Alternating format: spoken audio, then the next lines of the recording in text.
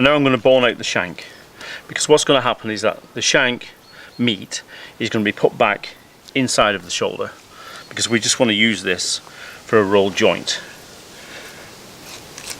So I'm just going to bone this out, so I'm just following the bone along nice and gently.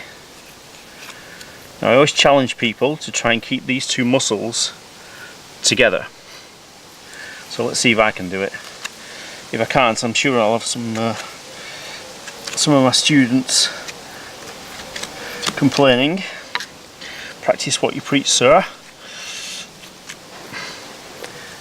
So just move that along, cut through the top there,